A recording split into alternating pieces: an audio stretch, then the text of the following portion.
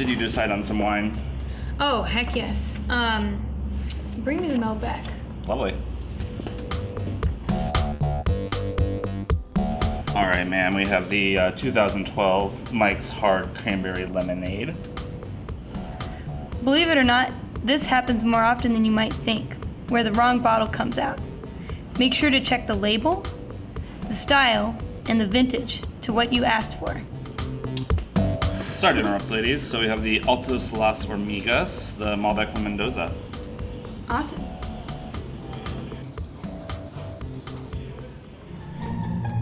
He puts the cork down so you can inspect it.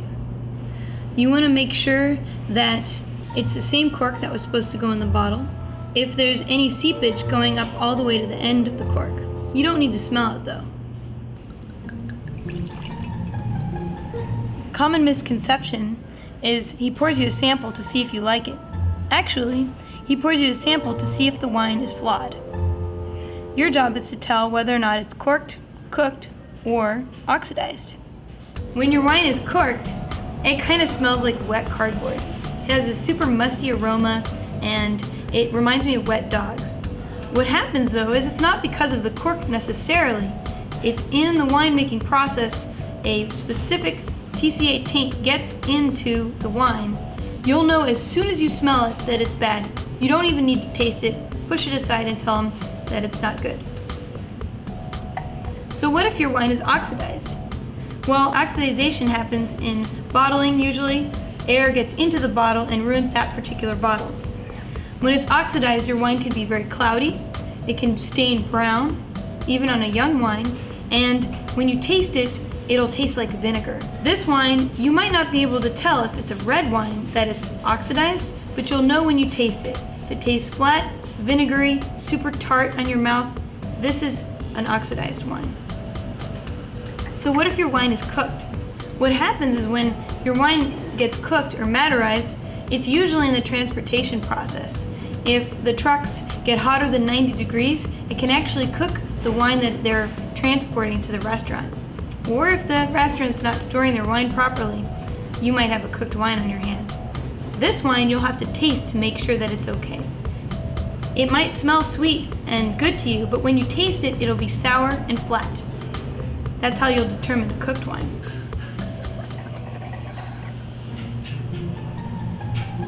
That wine is clean.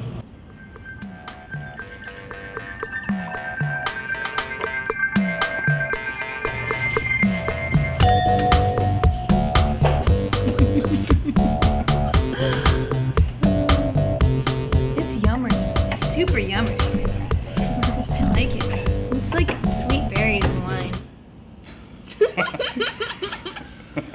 Let's go. Then what? I'm going to show you my favorite way to open a bottle of wine. I like to use a corkscrew called a waiter's friend. This one is a Pull Tabs brand. It's easy because it has a two-step lever, a serrated foil cutter, and a thin screw or spiral. The whole thing is small, and I like it because it costs only about $6. I'm going to use this waiter's friend to open a bottle of wine. First, cut the foil. Once around the front, and once around the back. I like to cut across the top to make it easier to remove. Bam. Insert the screw just off center and rotate it to be parallel, going straight into the cork. You'll rotate the waiter's friend 6 half turns. The screw will have just one curl left if you've done it right. Start levering on the first step and then move up to the second. You can ease the rest of the cork out with your hand. As you can see, there's one curl left on the screw in this particular type of waiter's friend. It's not too long, so it hasn't pierced the cork. That's good.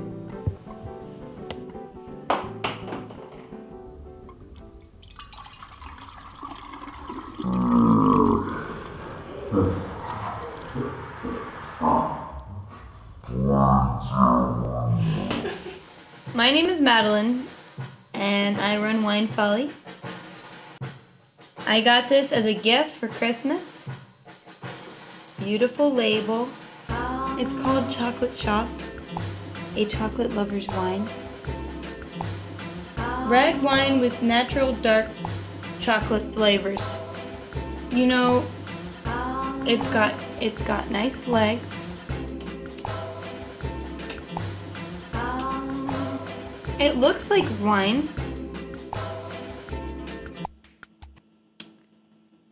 It kind of smells like Tootsie Roll Pop. I'm kind of getting this this kind of tar aroma. Tootsie Roll Pop again. Raspberry flavor. And this, you know the inside of a tin can? Think about it.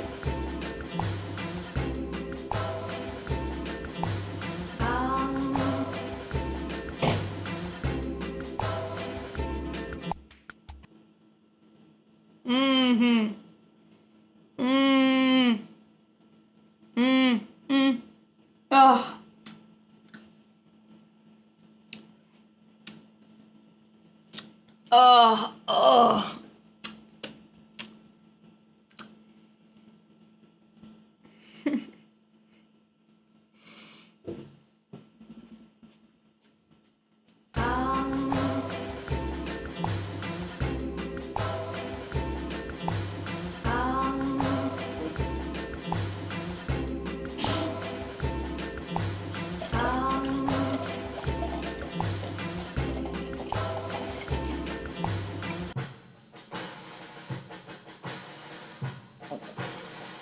Oh.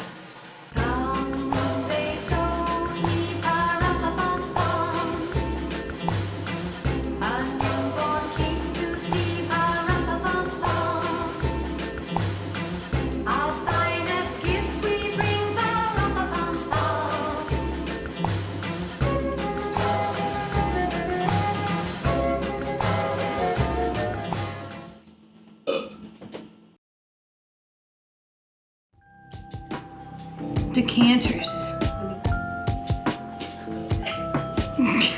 Hold on. Why would you use a decanter? Well, wine is in a bottle and it's really tight in there. See, there's barely any room. So when you pour it out into a decanter, it opens it up. You know, when you get home from work and you take your socks off, it feels that good too. I know you're thinking about it. You can decant a cheap wine, make it taste better, remove sulfur fixing in the wine. You can also decant an expensive wine and remove all those funky flavors or make the tannins a little more comfortable with the other flavors in the wine. Are there bad wines or types of wine to decant? Yeah, don't decant champagne. That's just weird. I like bubbles. Pinot Noir and white wine can be decanted, absolutely. Pinot Noir is more sensitive to light and oxygen, so I would be careful that when you decant a Pinot, maybe not decant the whole bottle if you don't plan on drinking it. When decanting, you'll want to tip the decanter. Tipping it will expose the molecules of the wine to oxygen more as it touches the side of the glass. If there's sediment in the bottle, if you have an unfiltered wine, don't pour out the entire bottle. Just pour out to just about an inch left, and the sediment will stay in the bottle, and your decanter will be sediment free.